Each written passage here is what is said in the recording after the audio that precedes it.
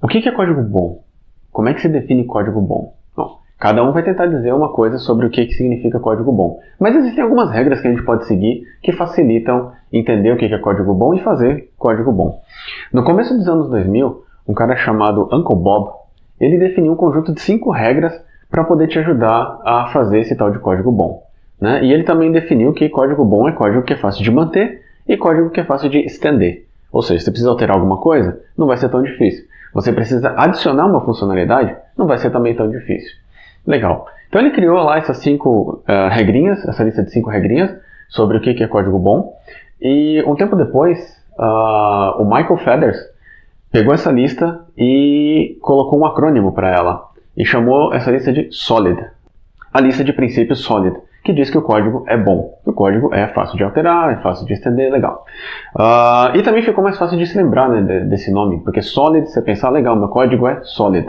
Meu código é sólido, ele é fácil de manter, ele é fácil de estender, bacana. Então, SOLID é uma lista de 5 princípios, né? O primeiro princípio é o princípio da responsabilidade única, que é o Single Responsibility Principle. O segundo princípio é o princípio Open-Closed, é o princípio aberto-fechado. O terceiro princípio é o princípio da substituição de Liskov. O quarto princípio é o princípio da segregação de interfaces, é o Interface Segregation Principle. E o quinto princípio é o princípio da inversão de dependência, o Dependency Inversion Principle. Hoje eu vou falar só do primeiro, que é o princípio da responsabilidade única, que diz que um trecho de código tem que ter uma única responsabilidade. E aí você pensa, legal, esse meu pedaço de código aqui ele tem uma única responsabilidade, que é exibir essa lista com os últimos usuários acessando o sistema. Bacana. Só que aí quando você pega para realmente olhar o seu trecho de código, você vê que o trecho começa definindo algumas funções, depois você vai até o banco de dados e pega os dados dos últimos usuários que acessaram o sistema, depois você formata a página ali no HTML, e aí depois você finalmente lista esses usuários com algumas opções ali para ter mais informações de repente sobre como que foi esse acesso do usuário, quando que foi esse acesso do usuário ao seu sistema. Então só nesse pequeno trecho de código você diria tem uma responsabilidade só, que é exibir os últimos usuários que acessaram o sistema. Mas aí você vai quebrar ali em pedacinhos, você vai ver que a primeira responsabilidade é montar a página, depois é ir até o banco de dados, depois é exibir a lista de usuários, então você já tem 3 responsabilidades.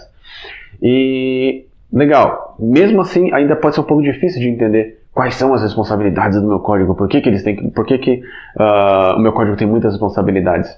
E uma maneira simples de entender isso é você se perguntando, por que eu faria uma alteração nesse código? Quais são os motivos para eu alterar esse trecho de código? E se você tiver mais de uma resposta, isso significa que o seu código tem mais de uma responsabilidade. Então, olha só, voltando nesse exemplo. Uma página que exibe os últimos usuários que fizeram autenticação dentro do seu sistema. Legal. Você poderia separar, por exemplo, a lógica que busca esses usuários no banco de dados em uma classe, ou em um método de uma classe, alguma coisa assim. Aí você poderia separar a parte que monta a tabela em uma outra parte. Você poderia separar a base do seu template em uma outra parte. Então, dessa forma, quando você precisar, por exemplo, alterar a cor de fundo porque o cliente pediu, você já sabe onde alterar, que é nesse trecho de código que a única responsabilidade dele é exibir o template. Você precisa alterar as colunas da sua tabela? Você vai lá naquele trechinho de código que monta a tabela, que a responsabilidade é só montar a tabela.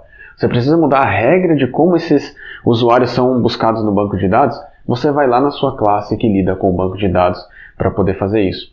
Então você vai ter trechos de código que tem apenas uma responsabilidade e, como é que você faz isso? Você se pergunta, quais são os motivos para alterar esse pedaço de código? Então é assim que você consegue entender mais fácil, o meu código tem uma responsabilidade só, meu código tem 2 responsabilidades, quantas responsabilidades tem esse trecho e, o mais importante, como eu posso separar as responsabilidades para que elas ainda façam sentido. Então esse é o princípio da responsabilidade única, Single Responsibility Principle, e é o primeiro dos princípios do SOLID. Ele sozinho já é bacana, já vai te ajudar muito com o seu código, mas não é tudo. Então, mais pra frente eu vou falar sobre os demais princípios do SOLID.